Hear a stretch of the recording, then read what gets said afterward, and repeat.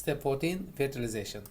Before your IVF treatment cycle, your specialist makes individualized plan to decide method for fertilization, whether it's IVF or ICSI, timing for providing semen sample, which is going to be fresh or frozen sperm will be used, and the source of the sperm, whether it will be ejaculated sperm or surgically retrieved sperm. So in terms of method, you have two different methods, IVF or in ICSI. The difference is in IVF, after doing a collection, you put each egg in an individual oil wells with tens of thousands, maybe even hundreds of thousands of sperm for fertilization overnight, where egg and sperm talk to each other and egg selects best sperm in the sample. So in ICSI, after egg collection, the embryologist strips off the eggs from the surrounding nursing cells. Then if eggs mature, then they inject one healthy looking sperm into the egg and leave in the incubator for fertilization overnight, and next morning they check and find out if the eggs are fertilized or not. So there are some advantages and disadvantages with both IVF and ICSI. So in terms of advantages, IVF allows biological selection. So egg and sperm has been doing it for millions of years. They are much better than the scientists in terms of finding each other, because eggs send the different signals to the different sperm and tries to find best and most healthy sperm for fertilization. And in terms of also another advantage is when you're doing IVF, you're giving eggs extra time for maturation. Some of your eggs may be slightly immature, and because you don't remove the surrounding cells from the surface of the egg, then the eggs can still get the nutrition and become mature overnight and get fertilized with the sperm and become a healthy embryo. So you will see later that you can do that in ICSI. Disadvantage of IVF is, of course, if sperm quality is so poor, it may not be able to overcome sperm problem. And if you have anti-sperm antibodies where the sperm cannot bind, your egg may be rejecting your partner's sperm. If this is the case, then you have very, very low chance of fertilization with IVF.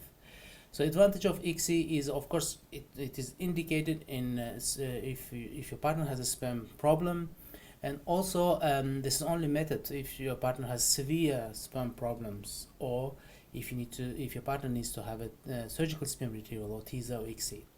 So, and also another good advantage of ICSI is it allows assessment of quality of the eggs. In IVF, because eggs are surrounded with the cells, you can't see their surface. In ICSI, you strip off those cells and you can directly look at the eggs on the surface or inside of the eggs to check if there are some defects, like any inclusions inside, any problem with the surface of the egg. That can tell us if eggs in that cycle had a poor quality, because it helps us to analyze your IVF cycle. If outcome is not so good, we can tell actually it was more likely because of ICSI rather than sperm. So disadvantage of ICSI is because ICSI involves manipulation of eggs and small number of eggs that can damage the eggs. But it happens in very, very small number of eggs.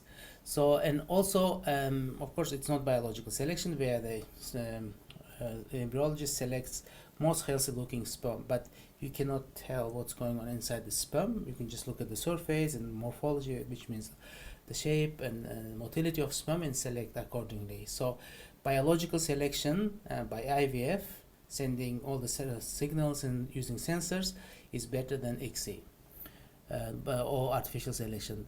So then of course there's no time for maturation, as we said earlier. So okay, and there is a simple way of deciding whether you need IVF or ICSI. If you're undergoing first IVF cycle, general rule is if your partner's semen analysis is normal, you choose IVF for fertilization, and if it's abnormal, you do ICSI. And also in terms of ICSI, you do ICSI if you have a surgical sperm retrieval like TISA, TZ, PISA, and if your partner's sperm is very, very poor. And also you do ICSI if you have anti-sperm antibodies, if you had a poor fertilization with IVF in previous IVF cycles, and if you have sperm abnormalities. Okay, so here we decide whether you need to have IVF or ICSI. In some couples we can't tell which is the best method. So they may have a variable result with IVF and ICSI, and then we want to give a benefit of both, and we do IVF plus ICSI, which means we split eggs into two, like 50% of eggs will be fertilized using IVF and 50% will be fertilized by using ICSI. And then in terms of timing, of course, fresh sperm is best, but in some couples, you may need to use a frozen sperm. It may be due to social reason or medical reason. In terms of social reason, if your partner is not going to be available on the day of egg collection, then he can provide his sperm and freeze the sperm, and we can use a frozen sperm. Generally, frozen sperm performs as good as fresh sperm. So all it may be due to medical reason. For medical reason, if the partner's sperm quality is so poor, and if they did a teaser in the past, or frozen poor quality sperm in the past, and that you need to use a frozen sperm. And also third option is a fresh with a frozen backup, which means you have a frozen backed up sperm and your partner provides fresh sample.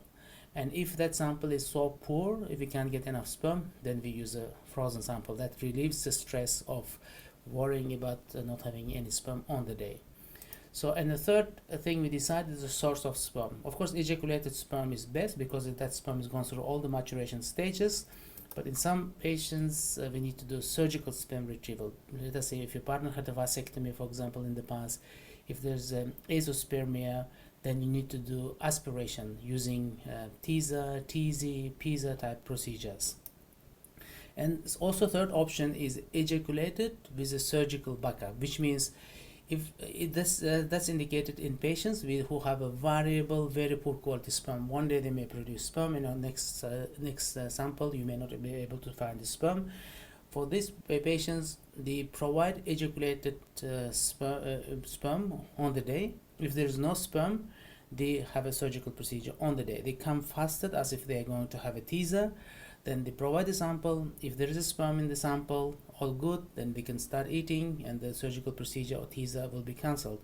If not, then they will go ahead and do surgical procedure to obtain sperm on the day.